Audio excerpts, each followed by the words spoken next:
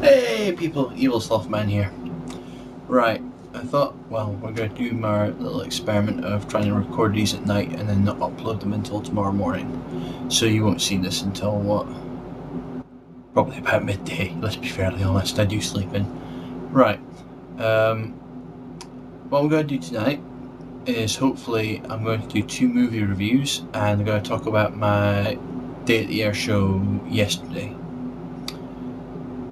So the first one was, if you saw my shout out, tag and update video, was I bought the boat that rocked. And the second one I went to at the cinema last night, and that was District 9. And that was Twirl on Twitter for that beat, if you didn't know. Okay.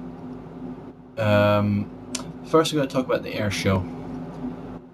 The Airshow that I'm talking about is the RAF Leuchars Battle of Britain Airshow, which is done in the actual the RAF base, and it was absolutely packed yesterday.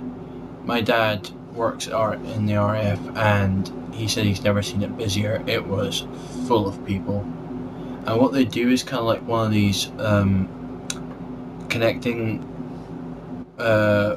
pathways, like it's where the planes go down to connect to the runway, and they had that all the way full, and it was like had different types of planes, helicopters and everything. If you're really into that, it would be a paradise. And they had like craft fairs inside one of the hangars, and my dad was playing with the band, the RAF Lookers pipe band, and they had like this little exhibition bit in this little arena bit near the front of it, and he played 3 times during the day. It was absolutely sweltering hot as well, I have to say that. For September in Scotland, you know, it's rare as fuck. I have to say, like last year, it was really, really misty and you couldn't really see much when they're doing like their flights. It was very, very hard to see anything, and this year there was not a cloud in the sky. It was so clear, you could see everything. It was so good. So I'd like to say some of the things I saw, like flight stuff, would be saw the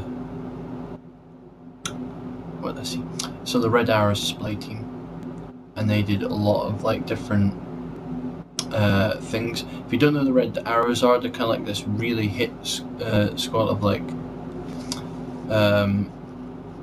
I'll put a link up, but they go on these bright red planes and they do like exhibitions everywhere, and they let a lot of stuff with like smoke coming out the back in different colours, and then doing fly past like really, really close. Like it was madness how close they got to do like fly past and different manoeuvres and different positions, and they're so accurate to it.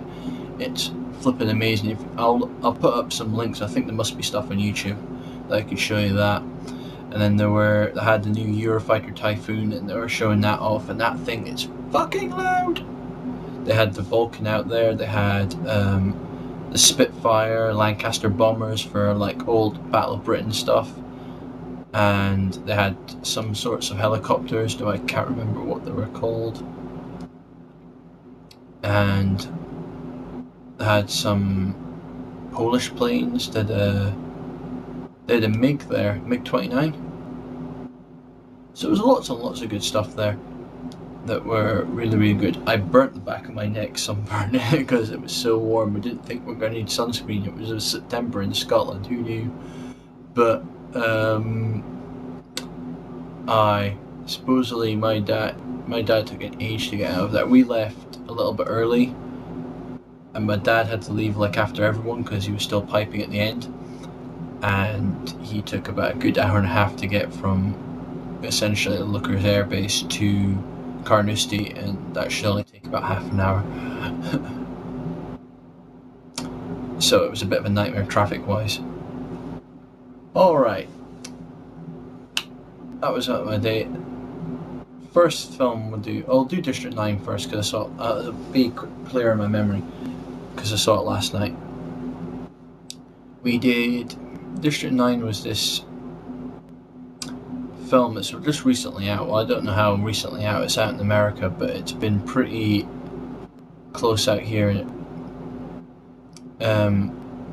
it probably is quite similar, but what it is, it was produced by Peter Jackson, and it's set in South Africa, and it's all about this alien civilization, basically refugees, in a sense, and it's set as a documentary style, and they've come down in 1982. They've been put into this cordoned off area of concentration. It's kind of like it is a concentration camp. Well, it's not a concentration camp, but you get that it's guarded and they can't leave. It's basically a prison, and it's like a massive shanty town, and it's basically built in the same kind of shanty town that actually is there in Johannesburg. And it's all of these people it's called District 9, as is in the title. And I quite liked it. It was very different.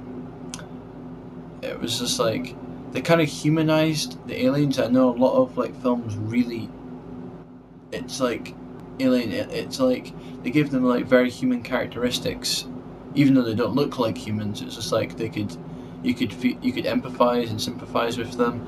You could see that aliens could be easily manipulated. You laughed at some of the things they did, some of the things they said, how they reacted. It was something like that. It was really, really good.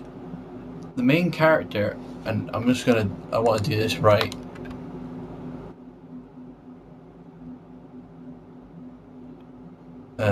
What was his name? He was this character called Wilkes van der Meer, Dutch name. He is Dutch, and basically he leads a task force into District 9 to evacuate everyone from there, because they want to move them to outside the city, because the people were either afraid or just didn't want them there. It's basically a play on race. It's just like, instead of having the aliens, it would be black people in South America, and not South America, South Africa, sorry. And how much like the apartheid and how things are stuff in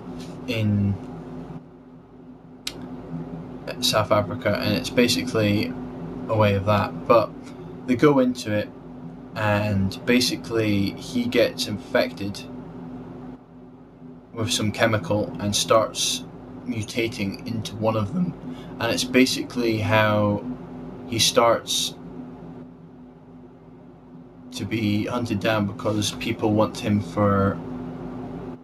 the government want him, or the company that he used to work for want him so they could test out weapons, because they were genetically locked and stuff like that.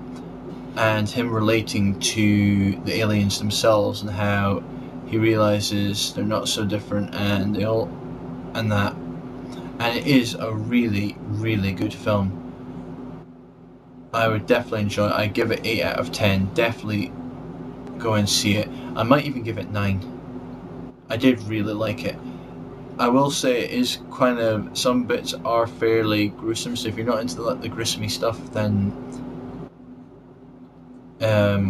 maybe put your hands over your eyes now and watch the rest of it. Don't chicken out. But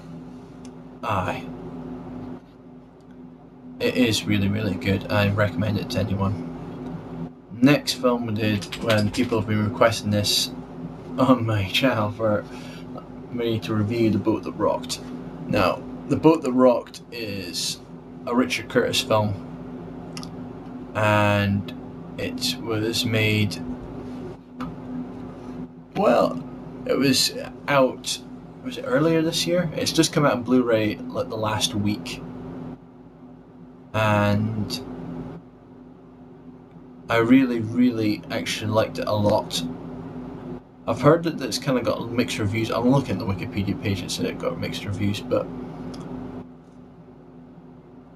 the film's premise is all about having this pirate radio station that operates from a boat out around the UK, and at the time there was no legal sense and you can do that. It was perfectly legal to do it, and the only reason the government was, they have this part where the government is trying to get them shut down, but it's quite cool. They bring on this guy who has got kicked out of school. His name's called Carl, and it's how he interacts with all the other DJs on there, and it's a lot of it's very, very funny. There's a lot of great cast in there. Philip Seymour Hoffman is absolutely amazing as the Count of Cool. You've got the Nick Frost, and Nick Frost, I think I've said this about Spaced and that before, he is awesome. Got Chris O'Dowd. Chris O'Dowd's in the IT crowd, and so is Catherine Parkinson, and they are both really, really good in this film. And there's just so many, and you can't take away from Rhys Ifans. He has an absolute killer role in this, and he nails it completely. But alright, definitely go and see that. That's also an 8 out of 10. They're both brilliant films, very, very funny, but I'm going to have to leave.